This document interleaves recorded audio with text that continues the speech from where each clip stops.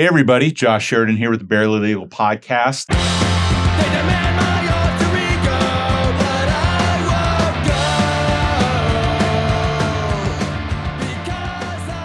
On tonight's show, I'm calling an audible. I was supposed to have Elliot Mayo in from Vacancy and Reed, but I have a lateral trade. Last minute, I got a guy in who virtually every recording artist, musician that's ever been on this show has said, you got to talk to Jeremy. So tonight we have Jeremy Gloff on the show. And I can't thank you enough for coming in just in general, but coming in pleasure. Last minute. But you're definitely been a bucket list person all this time. As I mentioned to you in the hallway before we started, I think I first became aware of you because I was talking to my buddy in Wolfface when they were, and I always have to be very careful with his identity. Yes, I know. I tagged the wrong name a few times. Do you get those texts on I the did. sides like, hey, bud, if you don't mind, can you? Oh, yeah. Yeah, and I feel horrible, like jumping off a cliff. Because I totally get it. I get it. Well, I think it's kind of cool, but in this context, it's hard to kind of like, I want to talk about him, but I got to talk about him in this context. Anyway, yeah. But you now remind me, did you write Still Golden or did they write Still Golden and you recorded it? I know they recorded it too, but how did that work? Okay, well, it was like 2014. I was in a band with this girl. We were still friends, but the band didn't work out. Okay. And Greg sent me a piece of music that he felt like was not a Wolfface song. Sure. He's like, this is a Jeremy Gloff song. Oh, shit, I said his name. That's all right. He can sue me. Do you cut out? Do no, edits? Fuck him. Oh, okay. Fuck you, Greg. I'm just kidding. Michael J. Wolf. Michael J. Wolf sent me a piece of music. I'm so sorry. He doesn't. He's okay. Okay. He'll be fine. We didn't say his last name. Sent me a piece of music, and he felt like this was a Jeremy Gloff song. So I had some stuff going on, and I put the words to it, and then I recorded it. Yeah. Well, then like a couple years go by, and he's like, "We're gonna record it." So that's it. Well, what's great about it is you both did it just like they both stand on their own, separate and apart. It's almost like two completely different songs, which speaks to the writing of it, that it can kind of work in different ways. It's definitely a slower Wolfface song, but the way you did it, I mean, is equally as compelling. And so here was the difficulty I have. I have at times when your name has come up, sought you out to kind of do my homework, as it were, and you're a hard one to peg. I mean, because there's eras, there's definitely kind of an evolution, an ebb and a flow.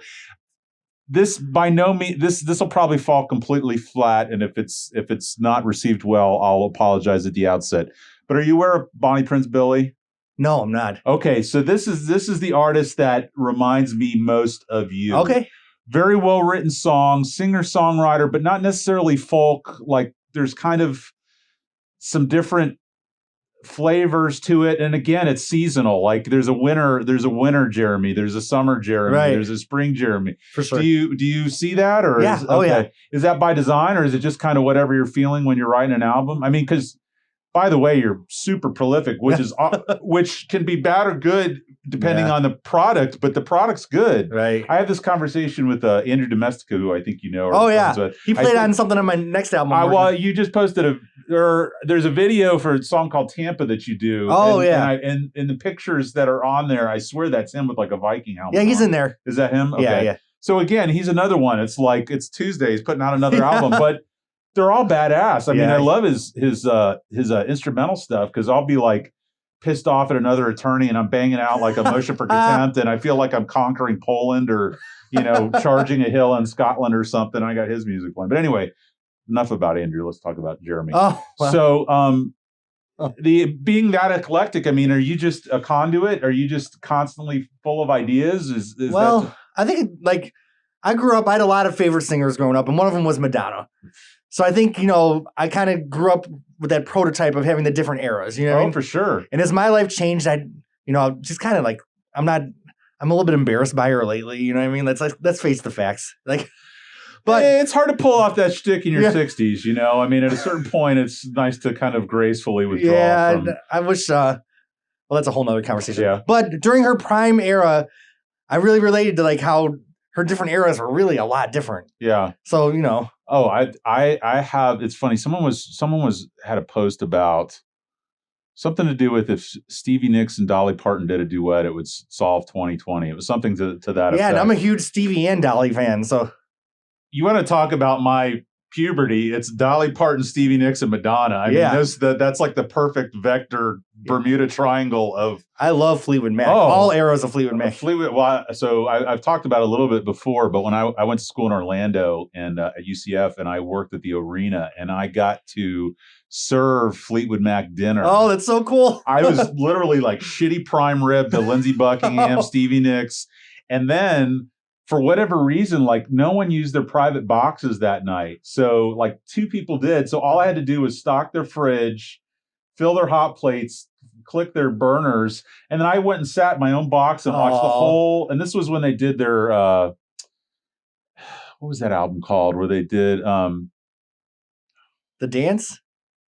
The Dance, yeah, it was the like a live reunion album. It was that tour, and I got to watch them, and it was so friggin' good. That was a great one, and I love it's like they all did more cocaine than the sum total of South America. Yeah. They all had affairs with each other. Like every one of them had banged each other. There's so much great story there. I just that band. My wife has she can't deal with Eddie Money, Rod Stewart, or Fleetwood Mac. Oh, see the other two I get it, but Fleetwood Mac. There's so much to love. Eddie Money's grown on her, and the reason why is Mr. Tommy, his guitarist, became a local celebrity playing kids concerts for everybody. Oh. So Mr. Tommy, Eddie Money's guitarist, has put on concerts for our kids and played at Gasparilla Music Festival. That is endearing. Yeah, and Rod Stewart. The only reason I dig Rod Stewart is because he did the song that the English Office used for the soundtrack, and I always dug that song. Actually, that song kind of reminds me of a Jeremy Gloff song. Do you know? Was it Glad Bags and Hand Rags or something? Anyway, I digress. So back to you. Let's kind of start at the beginning. Are you from Tampa originally? No, I'm from Fredonia, New York. It's a small town an hour outside of Buffalo. Hour north, hour south, hour east, hour west? West. We have this huge draw from northern New York people. We've had a lot of Rochester, a lot of like Syracuse. Yeah, that's my area. I guess there's a big kind of migration from there to Florida. Yeah, I moved here in '98. And on your own accord, or because someone else moved here? Or? Well, it was the 90s, and I wanted to move to Portland, Oregon, and then I wanted to move to San Francisco. People know in the 90s that Portland was cool yet? Like, I don't think so. Was that a thing yet? That's like, I wanted to either be there or San Francisco. Right. And the person that I was supposed to move with bailed on me. Right. And I was suicidal and like tragic. And I had some friends moving to Tampa. Okay.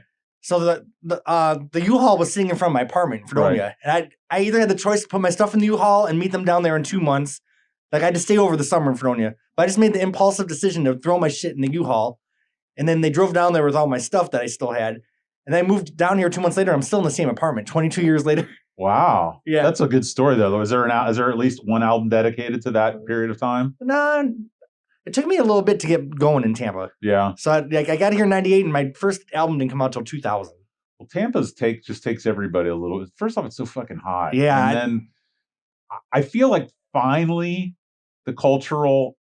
Well, that's a loaded statement. I mean, there's always been, Latino and a lot of different cultural movements here, but I feel like within the past 6, 8-ish years, with the Heights and kind of all these things and some stuff in Ybor, now St. Pete's picking up a little bit. There's kind of finally like art culture that's a little bit more younger, instead of Blown Glass and Salvador Dali and all the shit that we have over in St. Pete. You know what I'm saying? Does that make sense? Yeah. What I'm saying? I didn't plan on staying here. 1 year turned into 2. And then like I grew to really love Tampa. And I probably will never move.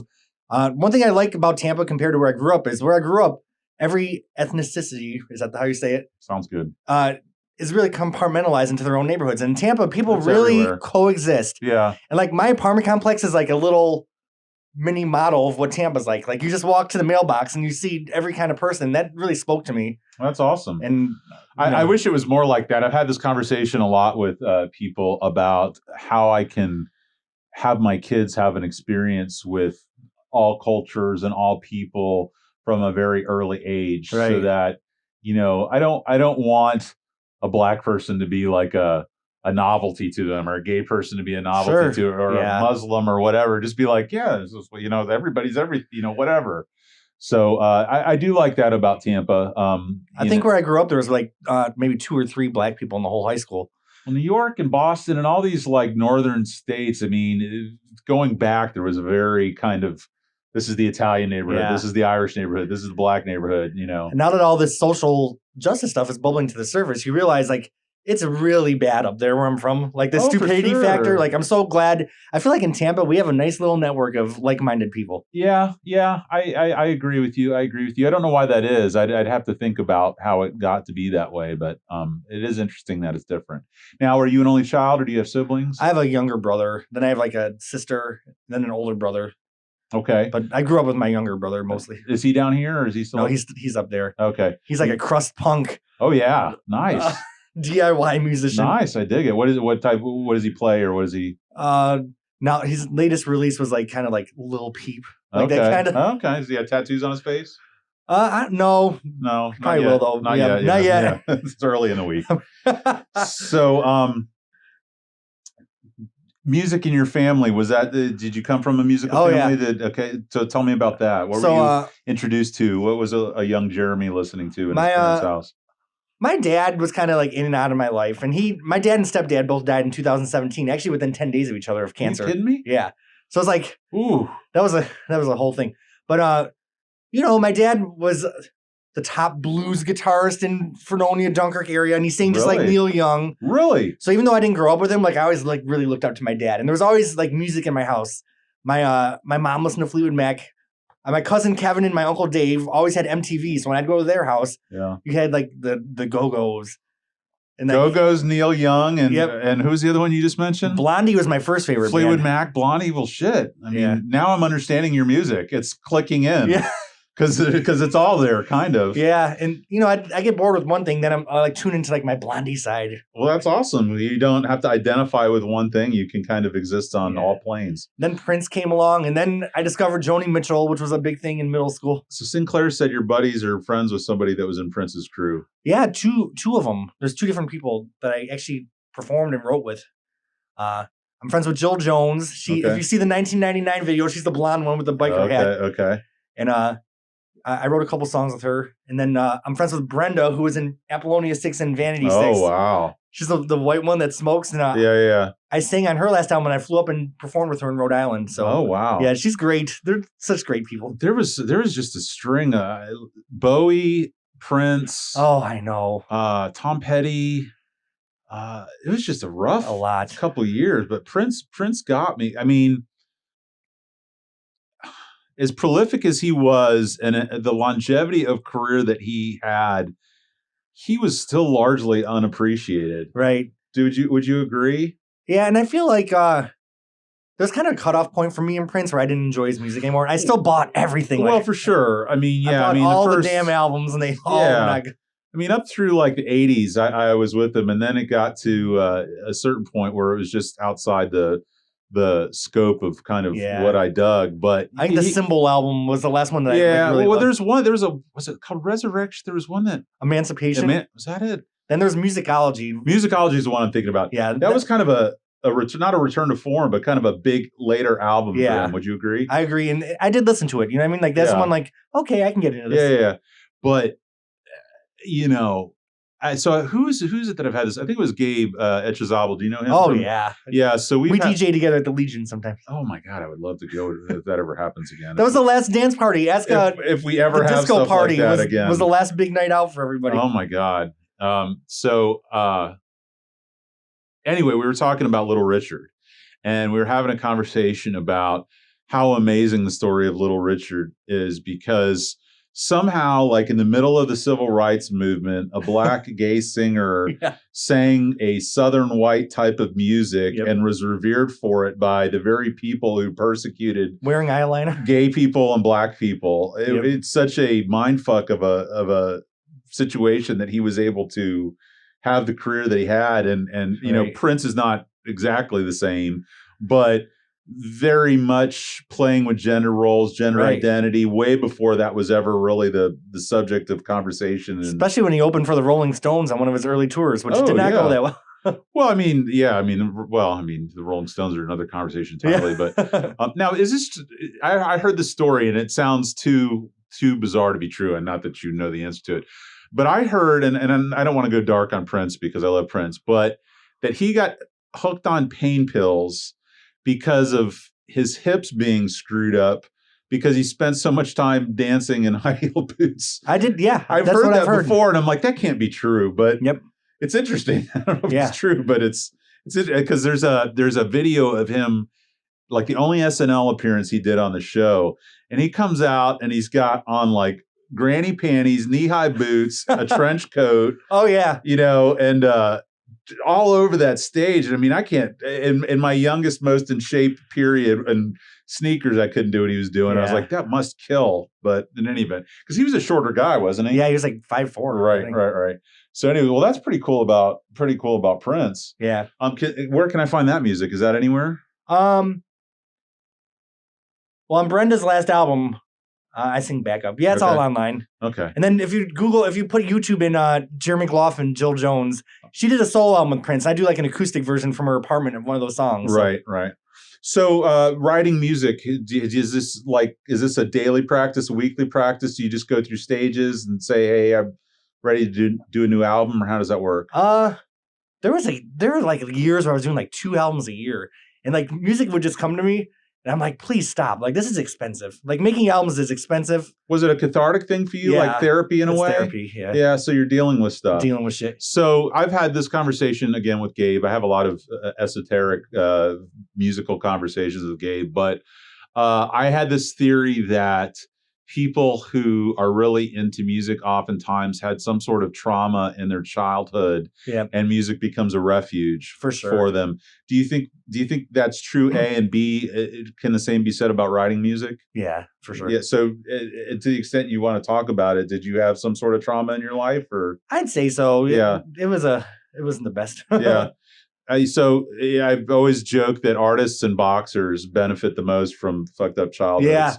So, because it's always the ones who had the craziest of those that kind of soar to the greatest heights. I think like my early years, the family, whatever. But then like going into high school, like being gay in the 90s, it was like a whole nother thing that I wouldn't wish on anybody. Yeah, I have had at periods in my life suspicions that my father might have been closeted gay. Okay. And he was in the seminary to become a priest for a period of time. He was in the Navy. He owned a antique store, and not to stereotype, but there was all these things that, never once did he say anything to me about commenting on a female or any of this stuff. And see, I never even met your dad, but my heart like goes out to him wherever he is. So he suffered a lot of depression, and he got into drinking and stuff. And I've self-medicated. There was never an admission, and I've asked people who know my family, and generally they say no, they don't think so. But I always kind of had a suspicion, and I don't, that what I feel about that is I feel bad if there was a life that he wanted to live that he couldn't have. Sure. So that's number one. And then number two, just what that meant for the interplay between my mom and him. Yeah. As far as their relationship goes. But, so I think about that and wonder about that. And as much as you're talking about the 90s, I mean, it's not until recently, and I still don't even know how much recently, do you think there's much headway that's been made? Yeah, I do. Because I would have thought that there was headway in race relations until the last 4 years. Yeah. And now it seems we haven't evolved at all since the 60s and just became closeted in our racism and hatred for. I think a lot of us did evolve. I just think there's some people that are just loud. Yeah, well, it's true. My friend Christine, though, gave a really interesting theory like 2 days ago that she said our generation, like, we weren't into politics. We were into, like, social movement. Yeah. So we kind of progressed gay things and gender and race, and we really did challenge things. But now, like, it's catching up to us because the politics are like, oh, shit. Yeah. It was funny. I had a buddy of mine, Matt Lundy, on, and he said something that seemed kind of broad and not, if it was kind of a glib remark, but the more I think about it, the more kind of deep it cuts. He's like, I just want to go back to a time where we don't talk about politics. Yeah. Not because it's off limits, but just because it wasn't front and center in everybody's mind. I don't know if our current discussions are really productive the way it's going. It is if you're talking to people that agree with you, you know what I mean? But well, that's true. I struggle with it. During the last election, so I'm really big into therapy. I go to my therapist every week. Sure. Talk to her a lot. I went to a therapist for many years. I think everybody needs to have an outlet that isn't a loved one, because you don't want to unload on your loved one because then that changes the nature of your relationship. I mean, they should be there to support you, but they also don't need to be a sounding board for every fucking neuroses that goes through your mind. Shout out to Linda Peterman, whoever she's treating these days. Linda Peterman. Carrie Cohen's mine. So in any event, she said, the suggestion to me was, what are you not dealing with because you're dealing with all of this? Like, she almost was asserting that you are making this the focal point of your life because there's other things that you don't want to deal with. Because I got really sideways last election. Like, it fucked with me. I was thinking about it constantly. I was listening to hours of podcasts. I was watching the news. I was reading the paper. I mean, I was consuming so much content about politics. And she was like, number one, you have no bandwidth left for anybody in your life. You don't, your wife, your at that time it was just my daughter, and then it's funny. I always bring this back up to her. She said, how much do you really think national politics is going to impact your life? Right. And now I'm like, normally that would have been a good point. This time around, it impacted everyone's life far more.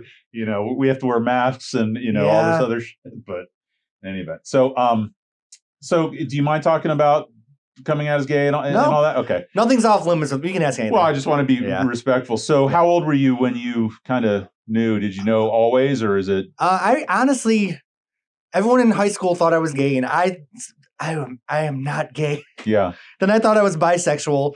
And then when I was 19, I just had a moment where I was sitting on the couch. I'm like, oh, I'm gay. Yeah. And like, that was it. There wasn't a big thing. I'm like, oh, okay. When it's time to. Yeah. I'm just like, but my whole teenage years, like I would mess around with these straight guys and have all these secret affairs that were pretty emotionally damaging. Yeah. But then I would date girls, not realizing that the dating and the sex really could be the same thing. Right.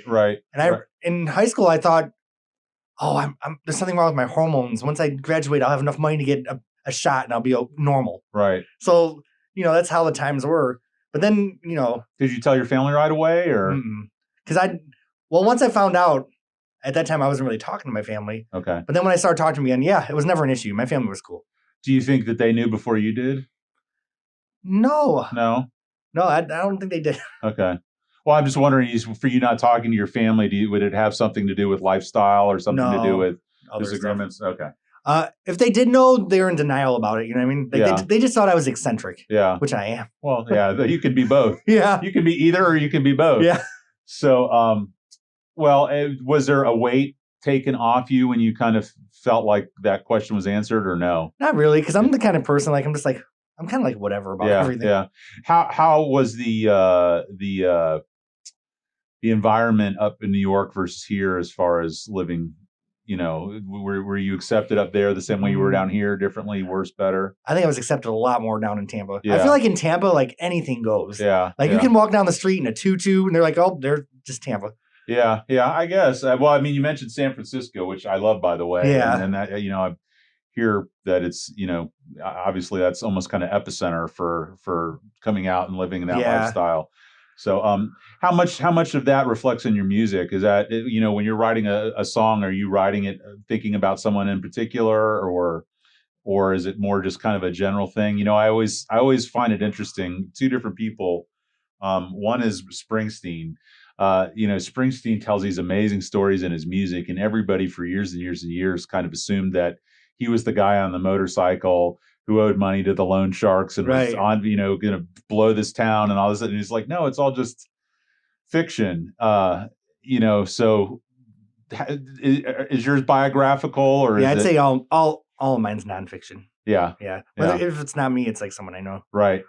Yeah. So, have you ever had people come back to you and say, is that me in the song? Or Yeah. That happens a lot. I had a Darcy Greco who was in here a couple of weeks ago, and she wrote a book. book. She's great. You know Darcy too? Yeah. Oh, good. I like her. So her book just came out, and I guess it's semi-biographical, and I was like, do people kind of message you and say, hey, am I this person or that person? And so I'm sure that's got to be kind of a danger of the business. I met her at Cafe Hey. I think she was just kind of starting to do the comedy thing at that time. She's a crazy, comedy. She's so great. She writes books. She does a bunch of stuff. Supposedly she's a pretty amazing dancer. She knows my wife because of doing hair. The word I think of her is like sincere. I just feel like she's just sincere. Yeah, sincere, honest up front.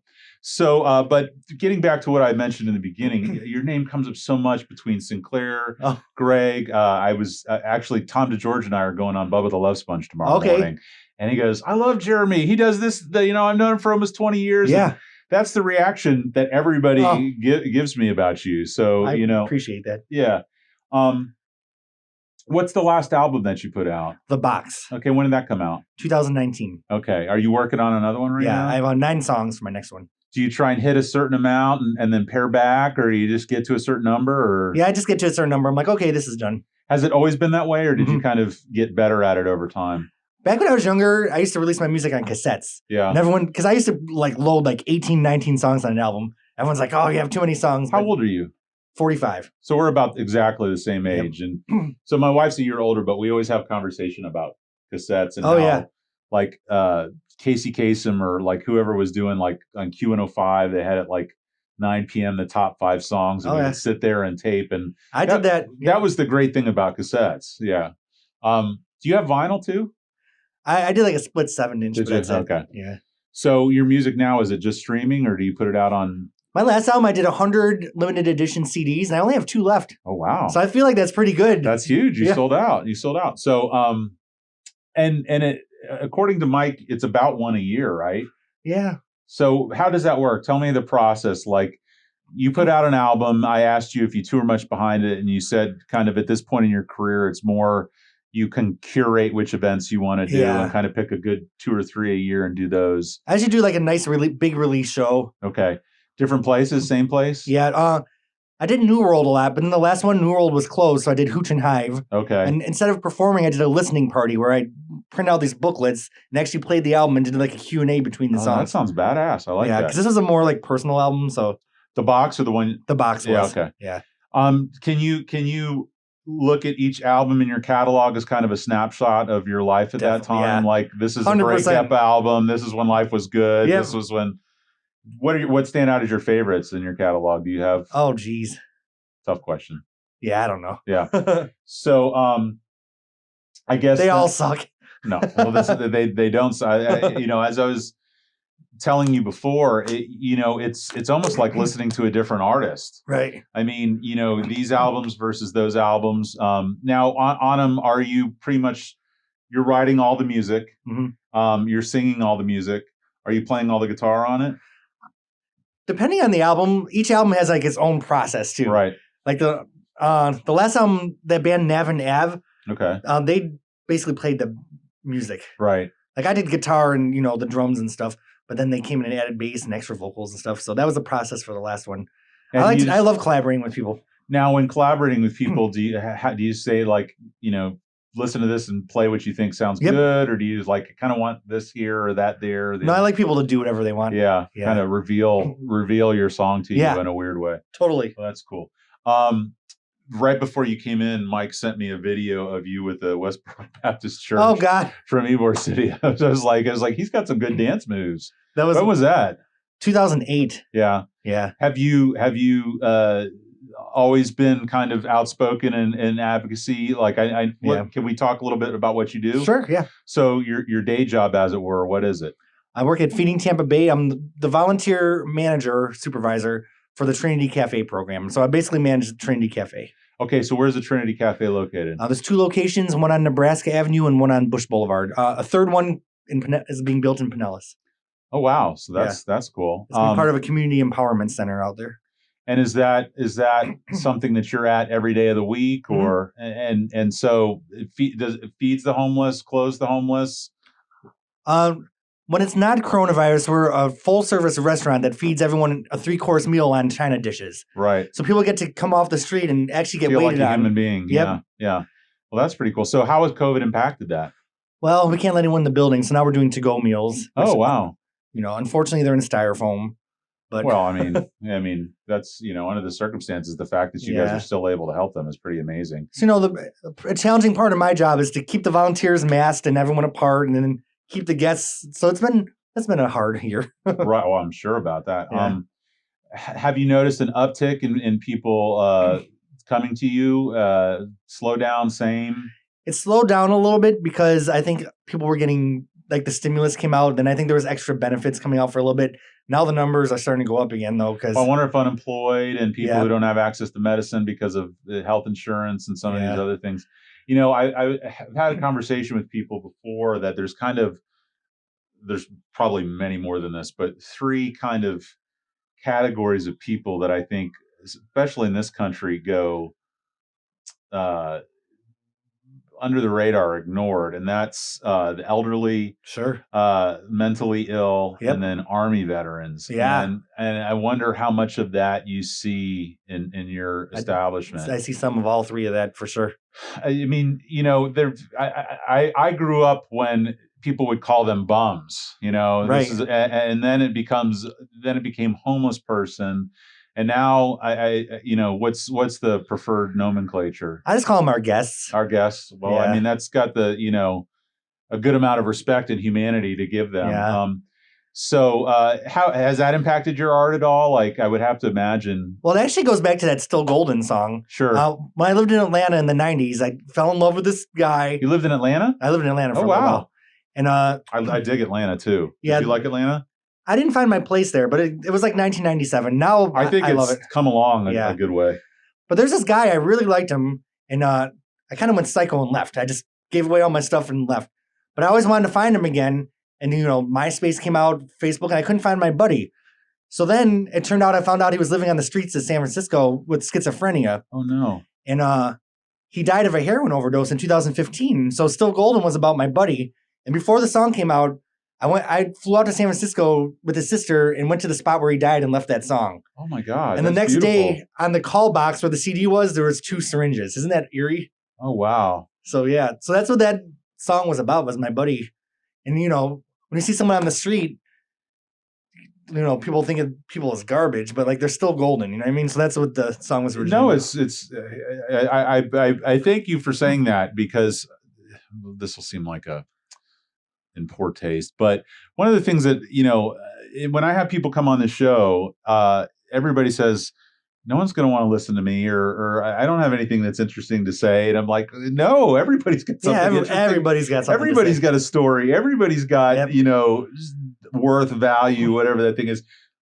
Completely different things here. But it's true. Like, I think, the way that, pop culture and media and whatever, the Kardashians and all this stuff, is that it's conditioned you to think that if you don't live in the penthouse, don't have the yacht, don't have the whatever, that you're lesser than. And then, I mean, taking that to the extreme with your guests, God, that's got to be rough. But I wonder how much, if we, not that you could ever just completely fix, socialized medicine to help people with mental health issues or substance abuse, but I wonder in these other countries, these Scandinavian countries, like what you see over there compared to here, because I feel like those have got to be 2 really big contributing factors. Right. Absolutely. Yeah. And lack of housing. It's just crazy, and then now is a meme that I see all the time. It's like Jeff Bezos could have solved world hunger today, or Jeff Bezos could have paid for college for everybody today, or the money's out there to do these wonderful things, and they're not getting done. Give us the money. We just had a guest die named Rosie, and she was sometimes a guest there. She would eat, and then sometimes she would be a volunteer, depending on how her mental health was. Yeah. But her family had a little funeral for her in the park where she died. Yeah. It's interesting. Every homeless person you see walking down the street, there's like that concerned sister and their daughter that don't know what to do. You know what I mean? So like, I just wish people would remember that when they see people. Yeah, I was talking to another musician who's been on here, and he's having some issues with his mom, and I think she's having to go stay at a facility or something. And I could tell it's weighing heavy on his heart. And I said, it's hard because you love these people, but the solution isn't always outside of them; it's inside of them. And until they decide to be saved, no amount of worry or anything that you're ever going to be able to do is going to be able to pull them out of it. It's 100% inside of them, I feel. Right. And so, like with my parents, as I talked about earlier, for the longest time I had all this guilt. It's like, I wish I could just make enough money to, put them up in a house next door. I wish I could just put them in an ALF, that whatever. I wish I could, go over every night and take them to dinner and, all this stuff. And, my therapist, she's like, you got to put that down. You're killing yourself. You just can't, that's not your job. And so, if you and I are similar, I could see your job being very difficult because you have that empathy for these people and you form relationships with them and care about them and kind of see that you can't pull them out of it. And I think one reason I'm good at my job is because I do have that empathy side, but then I do have a distance from it where I know, like, we're giving them a meal every day. We're helping, and that's all, that's all right. I mean, you're doing more than most, so that's pretty awesome. So, this sounds like I'm ending it, and I'm not, but I just want to ask before I forget. Because you and I, when we talked earlier, I wanted to know, because my wife is the charitable one. She's the one who's on Friends of Joshua House, and she does Metropolitan Ministries and does all this other stuff. But it just happens to be that I'm usually working my brains out. But I really wanted to be involved, and Greg told me about your thing. So how is it that people can become involved? Yeah, if you go to volunteer.feedingtampabay.org, you go to the volunteer calendar, there's so many different opportunities, and we serve a 10-county area. What do you need the most? Do you need boots on the ground? Do you need clothing? Do you need food? Do you need money? What would help the most? We'll always take money. There's no doubt about that. Okay. Money, donations. A lot of people like the kids like to do the food drives where they're giving the cans, but we can do so much more with $1. Right. No, it's true. And, you can filter it where it's really needed. Yeah. Well, and that's the big thing a lot of times with charity is knowing that the money's going where it's helping and not just, know. And I gotta give a shout out to where I work. They just raised everyone to $15 an hour, a livable wage. Like, that was huge. Everyone started crying in the office, and they're really working with racial equity in-house. Right. And then they gave us Election Day as a paid holiday, like Feeding Tampa Bay. Oh wow, very progressive. I love both those things. I can't say how great it is to work there. Well, that's awesome. Well, that's great. You've got art that's fulfilling, and your job is fulfilling. Yeah, I'm lucky. That is pretty amazing. Yeah. So this new album, you said you've 9 songs. Yeah. Is it something new for you as far as the style? There's some rap songs on it. Really? Yeah. Wow. Yeah. Do you have someone how does that work? Is that a muscle you've never I've never exercised before? Never. And each song I realized with coronavirus and Zoom, you can collaborate with the whole United States. So I have my friends from all over the country sending in parts. So this album's very collaborative. That's badass. So there's a web show that I love. I think it's called 2 Minutes to Midnight, and it's a kind of a late night parody talk show, but it's a heavy metal talk show. Oh, nice. The host of it his name is Guarsenio Hall. Guar and Arsenio That's so Hall. Funny. And he's got corpse makeup on, but they always do. I'll send them to you. They do these amazing covers of songs with people from all these different bands. But it used to be they'd all do it together at St. Vitus up in New York, but now they're doing Zoom. So they have people in California, people in Norway, and everything putting these amazing songs together. So it's pretty cool. So when do you think that'll be out before the end of the year? No. I think it's either almost done, or else it's gonna be 20 songs. It's gonna be my Sign of the Times Prince. Yeah, your double album. Yeah. So how do you know when you're done? Do you say, okay, that's enough of that? It just feels like. Do you always record at the same place, or? I record in my closet. You do? Yeah. Oh wow. So I'm back in the closet, baby. Out of the closet, back in the closet. I'm back in there. That's badass. So is it all rap or just some of it, or just some of it? Yeah. Yeah. Well, that's cool. I like that you're willing to venture into new territories because this could be the worst received thing I ever did, but then you just do something else afterwards. Well, but that's okay too. Yeah, okay. I mean, Dylan had his gospel music. Yeah, he sure did. Neil Young had his disco album. Yeah. I mean, all these people. Who are you listening to a lot right now? The Divinals. Oh yeah, for sure. Because they reissued their. I always loved I Touch Myself. Oh yeah. But I didn't realize they had 3 albums before that she was wild. Yeah. So I read her autobiography, and their first album that came out in '83 is wild. Yeah. I didn't realize how intense of a performer she was. Yeah. I want to before I let you go, Mike gave me notes to ask you about, so I want to make sure I hit all the notes. Let's see here. Give me bullets. Thank you so much for having me. I'm really enjoying this. I want you to come on all the time. So music for 25 years. We kind of talked about that. Hosted open mics for 20 years. Open mics, music or comedy or? Yeah, I've done open mics for years. Now, actually, I just started a Vopen mic, which is my monthly virtual open mic. So I'm going to give a little shout out to my Patreon. My subscribers have made it possible to buy a Zoom account. Oh, wow. Give me a little money. Like, it feels good to get a little bit of compensation for your time.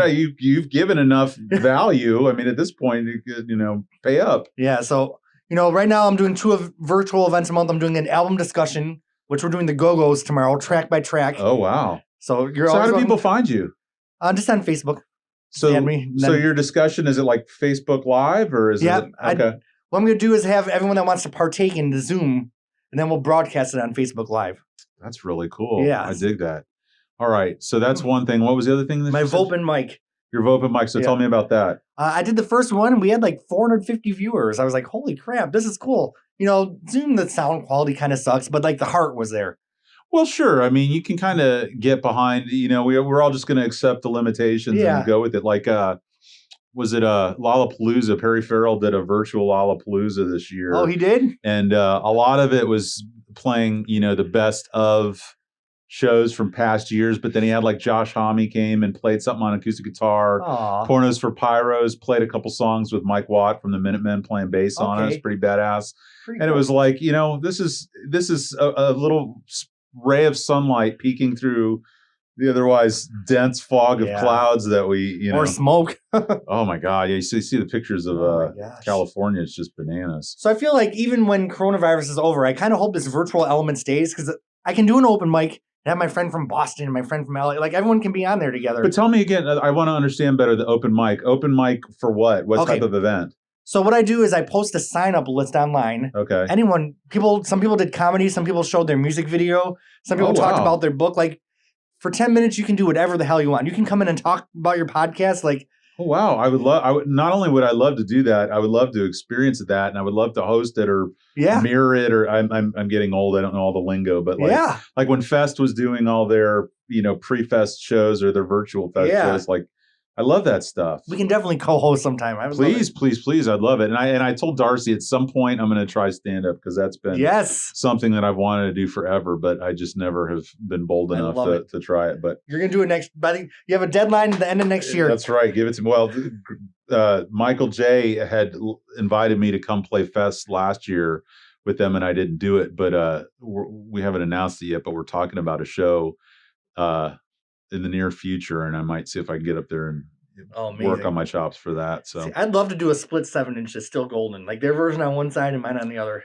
I'll produce it. I'll pay for it. I'll pay for the vinyl. I've been telling them forever. I've had this idea of, and I know it won't make me any money, but I want to put out local stuff that's interesting, just different, like. People just want it to have it, that thing. I think that would be amazing. I really think that's a dream of mine. I would love to see you guys sing it together. I'd love to sing it together. That would be badass too. Actually, I harmonize with I think their version's much better than mine. What are you doing December 12th? Nothing. Okay. Don't plan any trips December 12th. Okay. All right. So, Anyway, well, it was so great to have you in. Yeah, You're an amazing dude. I feel like we could probably do 10 more of these. Oh yeah, we could talk for hours. I love making friends. Me too. And well, that's such a, probably similar with what you do is I have always been kind of not a poser, but like I love skateboarding. I love music, but I don't do any of it well. I'm a lowly family law attorney, but this podcast has given me the ability to meet all these people that otherwise I wouldn't have the opportunity to talk with. And I got to meet Dave Decker, I love Dave Decker. Dave Decker's another one. His photography, my God. So yeah, you should see. He sent me some work that he did this weekend over in Gulfport. It was badass. I mean, the talent we have around here is like it's really amazing. That's why I'm never moving. Well, and I'm trying to, I've thanked Greg because in a lot of ways, Greg kind of pushed me over the hesitation of doing this. Sure. Because the idea of being able to have a life outside of being an attorney that was more artistically directed, kind of he helped me with that. And then another one, which was kind of a weird deal, was Ray Roa. Oh, because Ray. I think that I knew him before I bought this building, but in 2017 I bought this building and I was like, I love Tampa Heights. There's a rich art history. Right. Everybody's got murals everywhere. And so when I was in law school, my wife and I studied with each other in the library, and we'd always have music on. And Elliott Smith was who we just always listened to. We were both in college around the time that Good Will Hunting came out. Oh, okay. And so that got us into it. And then I just bought every one of his albums, and it's good music. It was Elliott Smith, Sufjan Stevens, The Cure, and then like soundtracks. Like it was good music, but you could study to it. Like it wasn't too obtrusive that you couldn't pay attention to what you're doing.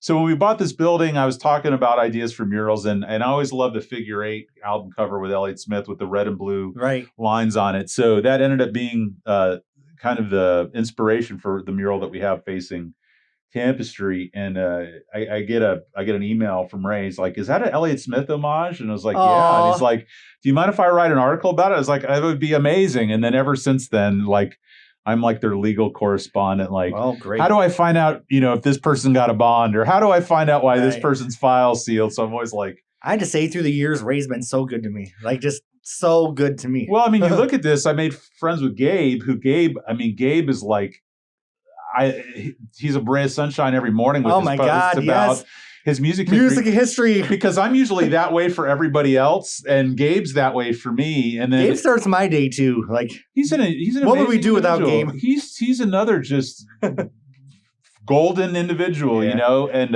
it's usually me, Gabe, and Steph Powers, like us trio. I don't know Steph, but she's amazing. Well, she's got to come on. You got to talk to her. But I mean, it's funny. My wife and I will do like a date night on Friday nights, and we usually go and grab a bite to eat, and then we'll go to Doe and grab a coffee or a cupcake or whatever, and we'll be flipping through Creative Loafing, and there's the line of all the contributors, and it's like, he's been on, she's been on, he's been on, So I've had Decker, Gabe, Ray, Mike. I need to have the rest of the people on that list. I'm so proud of Creative Loafing. Like, they've really like gone to another level during all this. Well, you got to say it. I had this conversation with Ray too. Is that's the tip of the spear now? Yeah, where objective truth and reality has now become arguable. Yeah. Journalism and strong journalism, and it's like Creative Loafing would get a pass to not be, but they really do try and hit that mark. And I know they've gotten some heat. I didn't fully read through it, but he posted something recently about they're getting critiqued as a liberal rag or whatever, and he's like, sorry if the truth hurts, but in any event, well, God, I thank you so much for coming by. This has been awesome. You're a rad dude. I want to be on. I want to be on the Vopin mic. I want to talk about the Go-Go. So the Go-Go's. Which one was Belinda Carlisle the drummer for? She was the lead singer of the Go-Go's.